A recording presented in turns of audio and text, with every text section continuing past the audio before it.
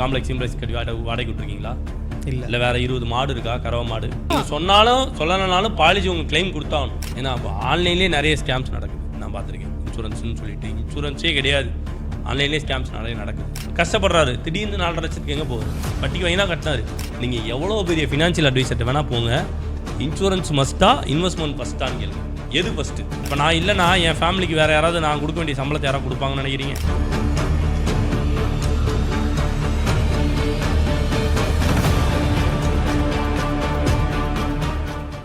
உங்கள் real life ஸ்டோரியில் ஒன்று சொன்னீங்க, அவர் ஒருத்தர் அவங்களோட ஒய்ஃப் வந்து அட்மிட் பண்ணாங்க அப்படின்னு சொன்னீங்க.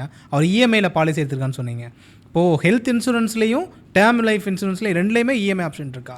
அதாவது ஹெல்த் இன்சூரன்ஸில் கிடையாது. அது வந்து என்ன பண்ணுவாங்கன்னா, ஒரு தேர்ட் பார்ட்டி மூலிமா நீங்கள் எப்படி பஜாஜில் போய் பொருள் வாங்குறீங்கல்ல, ஓகே, டிவி வாங்குறீங்க, ஃபினான்ஷியல் டிவி சோனியில் வாங்குவீங்க, ஃபினான்ஸ் பஜாஜ் பண்ணுவாங்க. அது மாதிரி இன்சூரன்ஸ் கம்பெனியில் நீங்கள் பாலிசி எடுப்பீங்க, ஃபைனான்ஸ் பண்ணுவாங்க. நிறைய கம்பெனிஸ் இருக்குது, ஓகே, ஃபைபு, ஃபின்சாலு, பிரமல், இந்த மாதிரி ஒரு சில கம்பெனிஸ் இருக்குது. இவங்க மூலிமா ஃபினான்ஸ் பண்ணி கொடுத்துருவாங்க. அது மூலிமா நீங்கள் எடுத்துக்கலாம். ஒரு சில கம்பெனிஸ் டேரெக்டாகவே குவார்ட்டர்லி பாலிசி வாங்குறாங்க. ஸோ அது ஆனால் என்னையை பொறுத்தளவு இயர்லி ஒன்ஸ் தான் சஜஷன். இயர்லி ஒன்ஸ் பே பண்ணுறது தான் பெஸ்ட்டு. ஆனால் நீங்கள் டேர்ம் இன்சூரன்ஸும் மந்த்லி கட்டிக்கலாம், மாதம் எடுத்துக்கலாம். ஓகே, அது மாதம் நீங்கள் இஎம்ஐ போக தேவையில்ல, டேரெக்டாக நீங்கள் மாதம் உங்கள் அக்கௌண்ட்லேருந்து இசிஎஸ் பண்ணி விட்டிங்கன்னா மாதம் எடுத்துப்பாங்க. ஓகே, உங்களோட அட்வைஸ் என்ன? எவ்வளோ சம் இன்சூரன்ஸ் வந்து இப்போ இருக்க காலகட்டத்தில் ஒருத்தர் எடுக்கணும்னு நினைக்கிறீங்க? சார், ஹெல்த் இன்சூரன்ஸை பொறுத்தளவு இப்போ இருக்க காலகட்டங்களில் நார்மலாக நான் சொல்கிறேன்னா, எல்லோரும் இந்த 5 லட்சம் எடுங்க, 4 லட்சம், மினிமம் 10 லட்ச ரூபா மினிமம் எடுத்துருங்க. ஓகே, 10 லட்சம் மினிமம் எடுத்துக்கோங்க. டேர்ம் இன்சூரன்ஸுன்றது டிபெண்டிங் அப்பான் உங்களோட சேலரியை பொறுத்து தான். ஆனால் மினிமம் 50 லட்சம் தான் எடுக்க முடியும். ஸோ 50 லட்சத்துலேருந்து 1 கோடி 2 கோடி வரைக்கும் எடுத்துக்கலாம். இப்போ நான் லேட்டஸ்ட்டாக நேற்று கூட ஒருத்தருக்கு பாலிசி கொடுத்தோம். ஸோ அவருக்கு 2 கோடி ரூபாய்க்கு கொடுத்தோம். ஸோ டேர்ம் இன்சூரன்ஸ்லேயும் நிறைய ஹெல்த் செக்கப்லாம் இருக்கும், எல்லாம் பண்ணிட்டு தான் மானிட்டர் பண்ணி தான் கொடுப்பாங்க, ஏஜை பொறுத்து. ஸோ பிலோ 45 இருக்காங்க அப்படின்னா வீடியோ மெடிக்கல்லே கூட த்ரூ ஆயிரும் பாலிசி. இன்றைக்கி போட்டு, ஏன்னா அவருக்கு எடுத்தது முந்தானது பாலிசி எடுத்தோம், இன்றைக்கி பாலிசி த்ரூ ஆயிடுச்சு. ஸோ பாலிசி ஒன்ஸ் கொடுத்துட்டாங்கன்னு வச்சுக்கோங்களேன், ஒரே ஒரு விஷயம் தாங்க, பாலிசின்னு ஒன்று கொடுத்துட்டாங்கன்னா கிளைம் 100% கொடுத்து தாங்க நான் ஆகணும். ஓகே, நம்ம ப்ராப்பராக பியூராக உண்மையாக இருந்தோம், புரியுதுங்களா, உண்மையாக இருக்கும், எல்லாமே சொல்லி எடுத்துட்டோம் அப்படின்னா கிளைம் அவங்க ரிஜெக்ட் பண்ண முடியாது. அப்படி ரிஜெக்ட் பண்ணாங்கன்னா அதுக்கு தான் நாங்கள் இருக்கோம். ஓகே, புரியுதுங்களா, அதுக்கு தான் எங்கள் மூலிமா எடுக்கணும். இப்போ நீங்கள் ஆன்லைனில் வாங்குறதுக்கும் எங்கள் மூலிமா எடுக்கிறது டிஃப்ரென்ஸ் இருக்குது. நீங்கள் ஒரு நகை வாங்க போகிறீங்க, ஆன்லைனில் வாங்குவீங்களா போய் கடையில் போய் வாங்குவீங்களா? கடையில் போய் தான் கண்டிப்பாக வாங்குவேன். கடையில் தானே வாங்குவீங்க, அது மாதிரி தான்.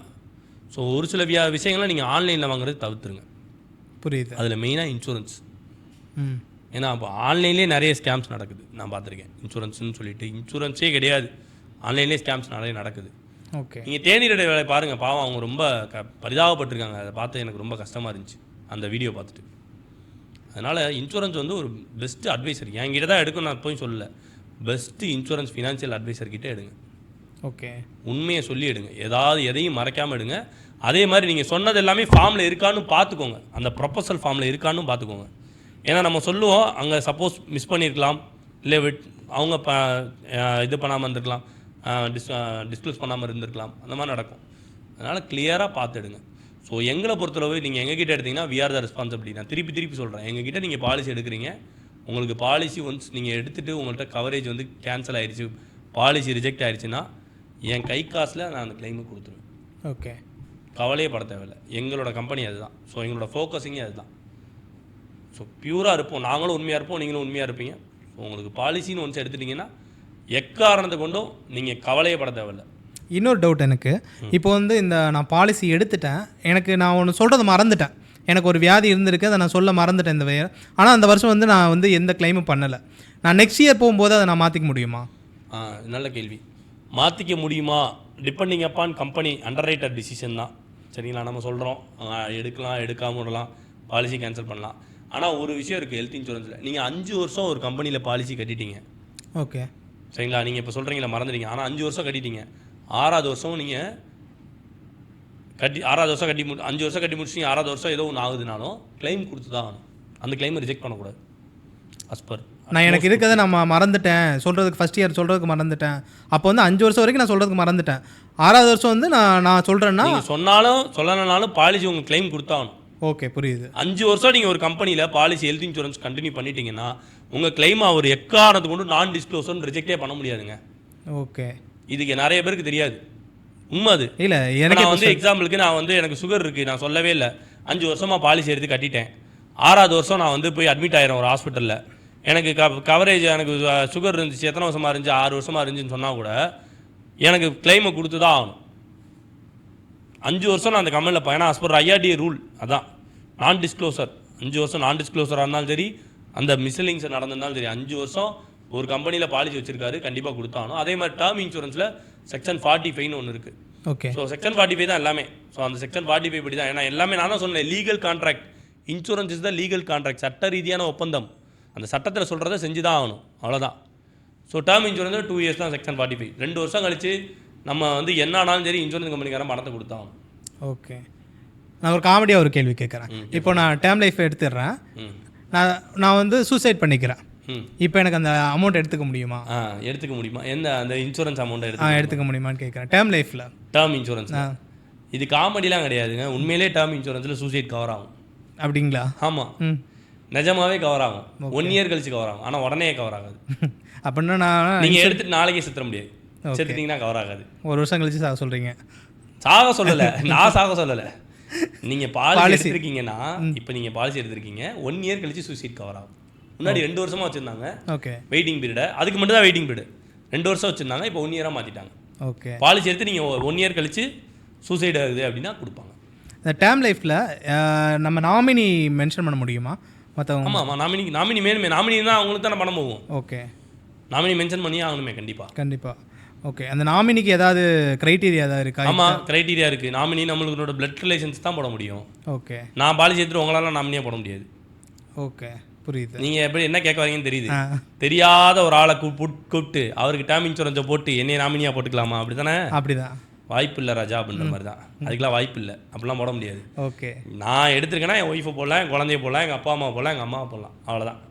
வேறு 3வது மனுஷனை எப்படி போட முடியும்? இல்லை நான் இல்லை சொல்கிறேன், அதான் இன்சூரபிள் இன்ட்ரெஸ்ட். யாருக்கு பாலிசி எடுக்கலான்னு ஒன்று இருக்குது, யார் நாமினியாக போடலான்னு ஒன்று இருக்குது. ஓகே. ஸோ அந்த ஒரு கான்செப்டும் இருக்குது. இன்னொரு டவுட் என்னென்னா, இப்போ ஆட்லாம் போடுறாங்க, என்ன சொல்கிறாங்கன்னா, உங்கள் பாலிசியை நீங்களே கஸ்டமைஸ் பண்ணிக்கலாம் அப்படின்னு ஒரு வேர்ட் சொல்கிறாங்க. கஸ்டமைஸ்டு பாலிசி அப்படின்னு சொல்கிறாங்க. அப்படின்னா என்ன? எனக்கு புரியுது சார். அதுதான் சார் ஆடான்னு சொல்லுவாங்க. இப்போ உங்கள் பாலிசியில் நீங்கள் உங்களுக்கு என்னென்ன வேணும், இந்த ரைடு ஓபிடி பெனிஃபிட் வேணுமா, அதை நீங்கள் ஆட் பண்ணிக்கலாம். எனக்கு எவ்ரி இயர் மாதம் ஹெல்த் செக்கப் வேணும், அதுக்கு நீங்கள் ஆட் பண்ணிக்கலாம். இப்போ ஹெல்த் இன்சூரன்ஸ்லேயே வந்து பார்த்தீங்க அப்படின்னா நீங்கள் வந்து எனக்கு வந்து ஆக்சிடென்டல் கவரேஜும் சேர்ந்து வேணும், அதையும் ஆட் பண்ணிக்கலாம். ரைடர்ஸ் இருக்குது. அதை தான் சொல்கிறேன் இல்லையா, நீங்கள் எதையுமே வந்து பார்த்தீங்கன்னா இது எல்லாமே தெரிஞ்ச. இப்போ ஏன்னா we are the IRDA licensed advisor. Okay. IRDA exam எழுதணும். இப்போ நீங்கள் இன்சூரன்ஸ் ஏஜென்ட் ஆகுனா IRDA எக்ஸாம் எழுதணும், அதுக்கு தனியாக படிக்கணும், அதுக்கு தனியாக கோர்ஸ் இருக்குது. ஸோ IRDA லைசன்ஸ் அட்வைசர்ஸ் மூலிமா எடுத்தால் மட்டும்தான் இந்த டேர்ம்ஸ்லாம் உங்களுக்கு புரியும்.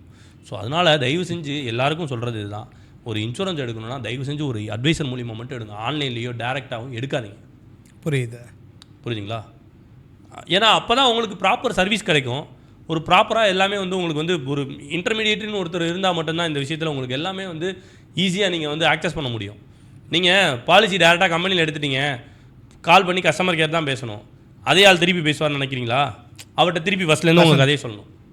சீரியஸான சிச்சுவேஷனில் அந்த மாதிரி நம்ம சொல்ல நடக்குது. ஓகே. திருப்பி இன்னொரு தடவை திருப்பி அவர்கிட்ட ஃபஸ்ட்லேருந்து சொல்லணும். அவர் தமிழில் பேசுவாரா, நீங்கள் தமிழில் பேச, அவருக்கு இங்கிலீஷில் பேசலாம், ஹிந்தியில் பேசலாம், மோஸ்ட்லி ஹிந்தியில் பேசலாம். என்ன நம்மளோட சுச்சுவேஷன் அவங்களுக்கு புரியாது. நான் ஒரு எமர்ஜென்சி சிச்சுவேஷனில் இருக்கும்போது இப்போலாம் பேச முடியாது, அவங்களுக்கு புரியாது. இப்போ ஒரு எம்ப்ளாயிஸ்ட்டு எடுக்கிறீங்க, ஒரு டேரெக்டாக இன்சூரன்ஸ் எம்ப்ளாயிட்ட நான் எடுத்துக்கிறேன், கம்பெனி எம்ப்ளாயிட்ட. அந்த எம்ப்ளாயி இந்த கம்பெனியில் இன்றைக்கி இருக்கலாம், நாளைக்கு வேறு கம்பெனி போயிடலாம். புரியுது. ஆப்வியஸ்லி நானுமே 4-5 இன்சூரன்ஸ் கம்பெனியில் ஒர்க் பண்ணிட்டு தான் வந்திருக்கேன், புரிஞ்சுங்களா? ஒர்க் பண்ணாமல் இல்லை. ஸோ எம்ப்ளாயிட்ட எடுத்தாலும் இந்த பிரச்சனை இருக்குது. அவர் என்ன பண்ணுவார், சார் நான் வேறு கம்பெனி மாறிட்டேன், நீங்கள் அவரை கான்டாக்ட் பண்ணுங்கள், வேறு கை காத்தி தான் விடுவாங்க, புரியுதுங்களா? இப்போ ஒரு கிளைம் ரிஜெக்ட் ஆயிடுச்சு, அந்த இடத்துல நாங்கள் நின்று ஃபைட் பண்ணி வாங்கி கொடுத்துருக்கோம், 4.5 லட்ச ரூபா கிளைம். ஸோ கஸ்டமரு உண்மையிலே கஷ்டப்பட்டு எங்களுக்கு வந்து அவர் வந்து ஒரு பெரிய அப்ரிசியேஷன் கொடுத்துருக்காரு. எங்களுக்கு இது பெரிய விஷயந்தான் அப்ரிசியேஷன். இப்போ அப்ரிசியேஷன்றது எங்களுக்கு ஒரு பெரிய ஒரு, ஏன்னா இந்த மாதிரி விஷயங்கள்லாம் 4.5 லட்ச ரூபா கஷ்டப்படுறாரு, திடீர்னு 4.5 லட்சத்துக்கு எங்கே போவார்?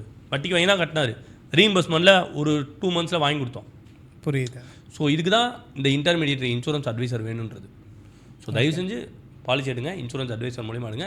திருப்பியும் நான் சொல்கிறேன், நீங்கள் எவ்வளோ பெரிய ஃபினான்ஷியல் அட்வைசர்கிட்ட வேணால் போங்க, இன்சூரன்ஸ் மஸ்ட்டா இன்வெஸ்ட்மெண்ட் ஃபஸ்ட்டான்னு கேளுங்க. எது ஃபஸ்ட்டு, இன்சூரன்ஸ் ஃபஸ்ட்டா இன்வெஸ்ட்மெண்ட் ஃபஸ்ட்டான்னு கேளுங்க. இன்வெஸ்ட்மெண்ட் தான் ஃபஸ்ட்டுன்னு சொல்லட்டும், யாராவது ஒரு ஆள் சொல்லட்டும், நான் இந்த வேலையை விட்டுறேன். ஓகே. நீ இன்சூரன்ஸ் போட வேணாம், இன்சூரன்ஸே தேவையில்லை, நீ இன்வெஸ்ட்மெண்ட் போடுன்னு யாராவது ஒரு ஆள் சொல்லட்டும், இந்த வேலையை விட்டுறேன், நான் வெளியில் போயிடுறேன். யாருமே சொல்ல மாட்டாங்க.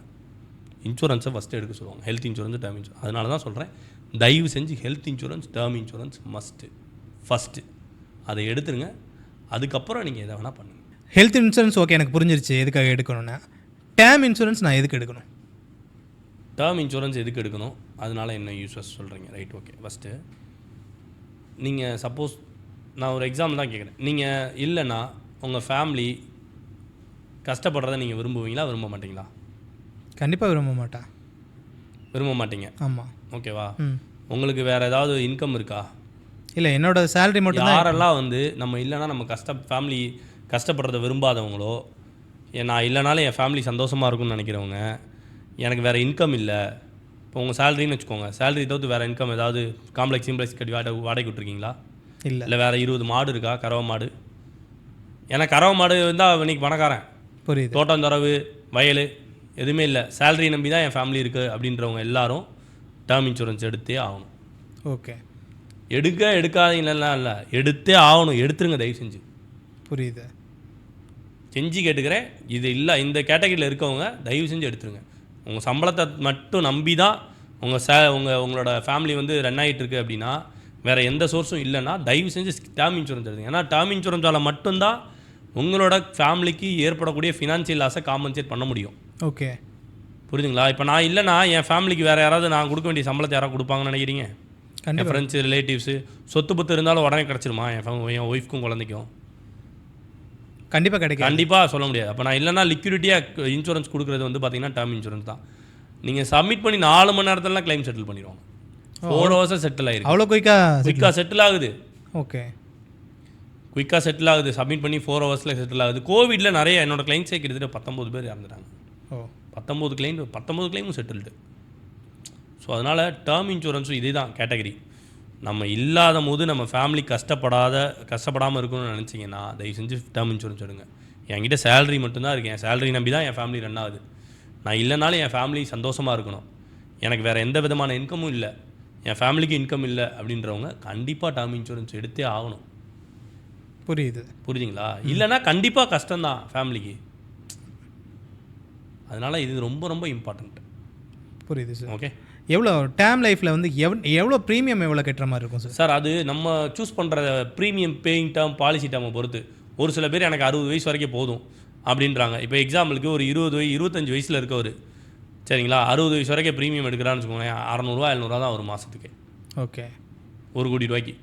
1 கோடி ரூபாய். ஒரு சில பேர் 80 வயசு வரைக்கும் வேணுன்றாங்க, ஒரு சில பேர் 100 வயசு வரைக்கும்லாம் பாலிசி கொடுக்குறாங்க. ஓகே, புரியுதுங்களா? அவங்களோட அதான் சொல்கிறேன் இல்லையா, கஸ்டமைஸ்டு உங்களோட விருப்பம் தான். எத்தனை வயசு வரைக்கும் வேணுன்றது உங்கள் விருப்பம் தான், எத்தனை வருஷம் கட்டுறீங்கன்றது உங்கள் விருப்பம் தான். இப்போ ஐடி பீப்புளெலாம் என்ன பண்ணுறாங்கன்னா, நான் ரெகுலராலாம் என்னால் கட்ட முடியாது, ஏன்னா 40 வயசு 45 வயசுலேயே அவங்களுக்கு ரிட்டையர்மெண்ட் கிடச்சிருது, இல்லை லே ஆஃப் பண்ணி அனுப்பிச்சிடுறாங்க. புரியுது. ஸோ அதனால் ஐடி பீப்புள்ஸ் என்னென்னா 5 வருஷம் 10 வருஷத்தில் கட்டுறேன், ஆனால் எனக்கு கவரேஜ் 60 வயசு வரைக்கும் கொடுங்க, 80 வயசு வரைக்கும் கொடுங்க. ஓகே, புரியுது. இப்போ நேற்று எடுத்தா ஒரு கஸ்டமருக்கு அவர் எத்தனை வருஷம் ப்ரீமியம் பே பண்ணுறாரு, 10 வருஷம் தான் கட்டுறாரு, ஆனால் கவரேஜ் 80 வயசு வரைக்கும் கொடுத்துருக்கோம். இந்த மாதிரி கஸ்டமைஸ் பண்ணிக்கலாம். லிமிட்டட் ப்ரீமியம் பேயிங் டேர்ம் இருக்குது, இந்த மாதிரிலாம் இருக்குது டேர்ம் இன்சூரன்ஸில். ஸோ அதனால் டேர்ம் இன்சூரன்ஸுன்றது மஸ்ட்டு. அது ரெகுலர் பேயோ லிமிட்டட் பேயோ நான் சொன்ன கேட்டகரியில் நீங்கள் யாரெல்லாம் இருக்கீங்களோ தயவு செஞ்சு எடுத்துருங்க. இன்னொரு ஒரு டவுட் மட்டும் சொல்லுங்கள். நான் ஒரு 60 வருஷம் வரைக்கும் ப்ரீமியம் எடுத்திருக்கேன், டேர்ம் லைஃப். நான் 60 வருஷம் வரைக்கும் உயிரோடு இருக்கேன். நான் இப்போ கட்டின பணம் வந்து எனக்கு ரிட்டர்ன் கிடைக்குமா? ஓகே. 2 டைப் இருக்குது. கட்டின பணம் வர்ற மாதிரியும் ஒன்று இருக்குது, வராத மாதிரியும் ஒன்று இருக்குது. ஓகே. வித் ரிட்டர்னா ப்ரீமியம், வித்தவுட் ரிட்டர்னா ப்ரீமியம் இருக்குது. ஆனால் என்னோட சஜஷன் வித்தவுட் ரிட்டர்னா ப்ரீமியம். என்ன டிஃபரன்ஸ் இருக்குது? எதுக்கு இன்சூரன்ஸ்? அதான் சொல்லலை, இன்சூரன்ஸை இன்வெஸ்ட்மெண்ட்டாக பார்க்காதீங்கன்ட்டேன் நான் தான். இது டபுள் பெனிஃபிட் ஆயிரும். இன்சூரன்ஸாக பாருங்க. இல்லைங்க சார், புரியுது எனக்கு. இப்போ வந்து பெனிஃபிட்டே கிடையாது சார். இன்சூரன்ஸை ஒரு பெனிஃபிட் ஒரு திங்காக பார்க்காதீங்க சார். ஓகே, புரியுதுங்களா? Insurance is the risk transfer tool. இல்லை, நான் டேர்ம் லைஃப் தான் எடுத்திருக்கேன், டேர்ம் லைஃப் இன்சூரன்ஸ் தான் எடுத்திருக்கேன். அதில் வித் ரிட்டர்னோட எடுத்தேன்னா என்ன உங்களுக்கு ரிட்டர்னோட எடுத்தீங்கன்னா ப்ரீமியம் கொஞ்சம் அதிகமாக வரும், சரிங்களா? இப்போ எக்ஸாம்பிளுக்கு நான் வந்து ரிட்டர்னாக ப்ரீமியம் எடுத்திருக்கேன் அப்படின்னா, நார்மலாக நான் 20,000 கட்டுறேன்னா ரிட்டர்னாக ப்ரீமியம் எடுத்தேன்னா ஒரு 35,000 15,000 எக்ஸ்ட்ரா கட்டணும். ஓகே. அந்த 15,000 நீங்கள் ஒரு மியூச்சுவல் ஃபண்ட்லேயோ இல்லை ஒரு கோல்டுலேயோ இன்வெஸ்ட் பண்ணிங்கன்னா உங்களுக்கு இப்போ அதிகமாக வந்துட்டு போகுது பைசா. புரியுதுங்களா? புரியுது. நீங்கள் 10 வருஷம் கட்டியிருப்பீங்க, 35,000 கட்டி, சாரி 60 வயசு வரைக்கும் ஒரு 4.5 லட்சம் கட்டி 4.5 லட்சம் வர்றதுக்கு இதில் கம்மியாக கட்டிட்டு பேலன்ஸை வேறு எதுலையா இன்வெஸ்ட் பண்ணுங்கள். புரியுது சார், புரியுது. புரிஞ்சிருச்சா? இப்போ நீங்கள் 15,000 கட்டுறீங்க ரிட்டர்ன் ஆஃப் ப்ரீமியமில், அதே நார்மலில் 8,000 தான் கட்டுறீங்க. புரியுதா? பாதிக்கு பாதி வருதுன்னு வச்சுக்கோங்க. நீங்கள் நார்மல் ப்ரீமியம் எடுத்துகிட்டு பேலன்ஸ் கட்டக்கூடிய அமௌண்ட்டை வேறு எதுலையா இன்வெஸ்ட் பண்ணிடுங்க. 60 வருஷத்துக்கு கட்டுங்க. உங்களுக்கு எவ்வளோ வருதுன்னு பாருங்கள். ரிட்டர்ன் தாறுமாறாக வரும். நீங்கள் இங்கே உங்களுக்கு 4 லட்சம் வருதுன்னா அங்கே 40 லட்சம் வரும். அதான் சொல்கிறேன்ல, இன்வெஸ்ட்மெண்ட்டாக பார்க்காதீங்க, இன்சூரன்ஸாக பாருங்கள். புரியுது. பியூர் இன்சூரன்ஸ் மட்டும் எடுங்க. சூப்பர். டவுட்லாம் கிளியர் ஆயிடுச்சு இப்போது கொஞ்சம். ஓகே. இன்னொன்று, உங்களை எப்படி அப்ரோச் பண்ணுறது? நாங்கள் எங்களை எப்படி அப்ரோச் பண்ணுறதா? ஸோ ஒன்றும் இல்லைங்க, www.coverageprovider.com எங்கள் வெப்சைட்டில் போய்ட்டு நீங்கள் தாராளமாக வந்து உங்கள் டீட்டெயில்ஸ் கொடுத்தீங்கன்னா எங்கள் எக்ஸிக்யூட்டிவ்ஸ் கால் பண்ணுவாங்க. ஸோ நீங்கள் பேசலாம். அதே மாதிரி என்னோடய நம்பரும் இருக்குது. ஸோ எங்கள் சேனல் வச்சுருக்கோம், யூடியூப் சேனல் இருக்குது. ஸோ என்னோடய வாட்ஸ்அப் நம்பரும் இருக்குது. வாட்ஸ்அப் பண்ணாலும் டேரெக்டாக நீங்கள் எங்கிட்ட பேசலாம். ஸோ எல்லாமே கிளாரிட்டியாக உங்களுக்கு இன்சூரன்ஸை பற்றி கிளாரிட்டியாக கொடுத்து நம்ம உங்கள்கிட்ட பாலிசி எடுப்போம். Thank you so much sir. Thank you very much.